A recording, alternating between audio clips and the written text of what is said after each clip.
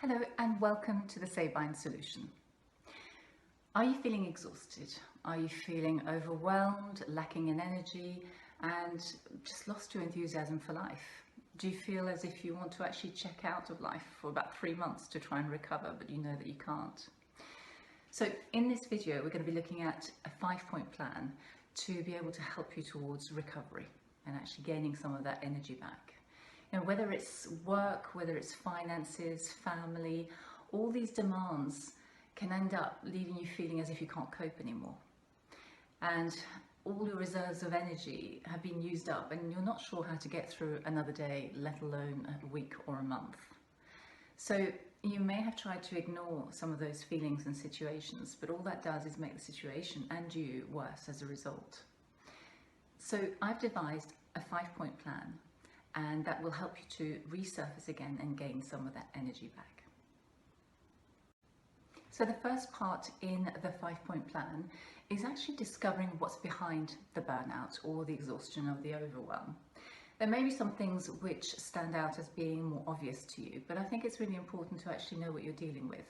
So if you grab a pen and paper and actually write down all the stresses that you have in your life, anything that causes you worry, fear, anxiety, write them all down. I mean, it could be work related, it could be financial, anything at all that you feel drains your energy in one way or another. So write them all down.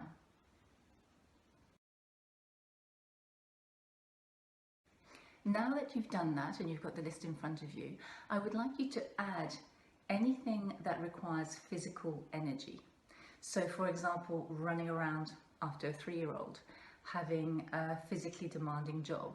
All these things may not be necessarily stressful in themselves, or they may be, it depends, but the actual fact of actually running around or doing a physical job requires energy, and that's what I'm focusing on at the moment, the fact that you're still using up energy.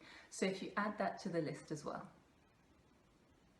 So for point two, I'd like you to have the list in front of you, and what I'd like you to do is actually write on the top of the list, same list equals same results. And what I mean by that is that if the list remains the same and doesn't change, neither will the overwhelm. It's important for you to be able to take action on some of those things to be able to change the overwhelm and the burnout. Now the good news is that some things can change, but I realize that not everything on your list can be changed or can change.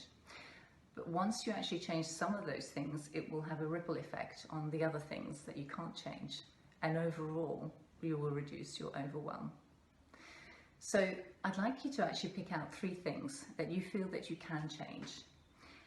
Just a note on, if you feel that this exercise is too much for you at the moment, if you feel that you're not in the right headspace, you might want to actually invite a trusted friend or family member to actually help you to do this, as a neutral opinion or a neutral perspective can be really helpful.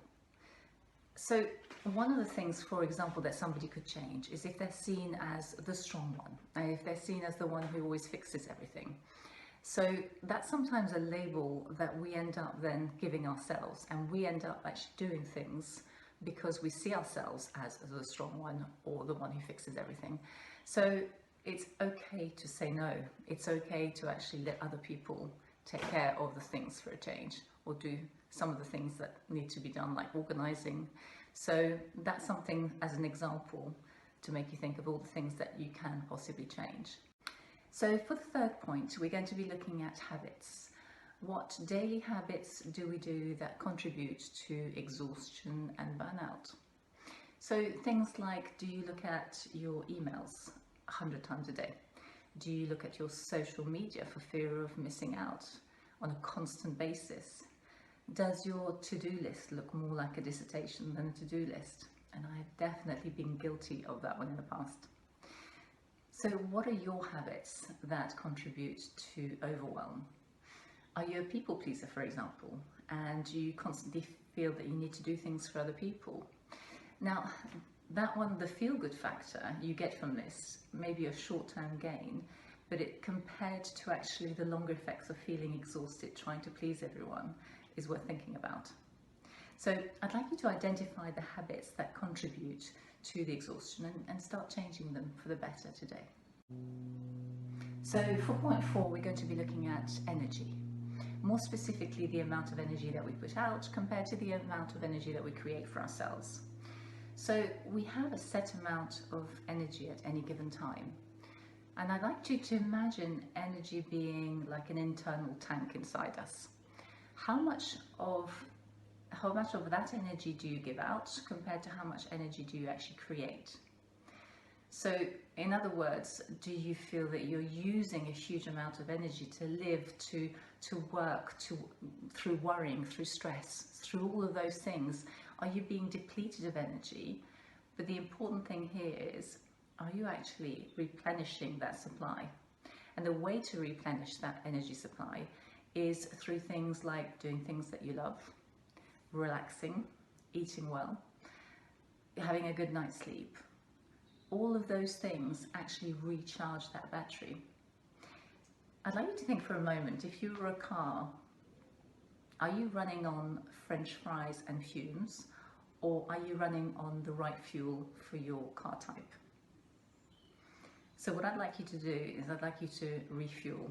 I'd like you to actually start looking at some of the things that deplete your energy and actually start looking at what can actually recharge you in terms of energy. Is it a hobby that you haven't done for a long time? Is it speaking to a friend? And that usually recharges your energy. Whatever it is, I'd like you to start putting something in place today so that you can actually start refueling and feeling better as a result. So the 5th point in the 5-point plan is probably the most important one, because it's recognizing that this is a life change. It's not a get me back up straight, so that I can burn out again in 6 months fix. This needs to be something that you practice on a regular basis. You also need to have an awareness if you start falling back into bad habits, or if you start allowing a lot of negativity in your life or stresses. So it's something that I think all of us have to do, myself included. When times are busy, I have to remind myself to actually slow down or to actually put certain things in place. And so if you have that awareness and if you put those things in practice, you'll be able to reduce the stresses, you'll be able to regain some energy and avoid burnout in the future. So you may feel so drained and overwhelmed that doing the 5-point plan at the moment maybe feel too much, and that's okay. So the best thing is to try and do one thing if you can, and actually do it consistently. Once you start seeing the results, the benefits of doing that, to actually introduce a 2nd point and actually do that one consistently. It's better doing that than trying to do all of it and in a week's time giving it all up. So one thing consistently, seeing the results and then moving on is the way to go. If you would like to see any other videos on well-being, any mental health issues or relationship issues, then if you'd like to press the subscribe button below. I'll be posting a new video each week. And if you've got any comments on anything that's worked for you or anything that you'd like to share with anybody else, then I would love to hear from you. And thank you for watching.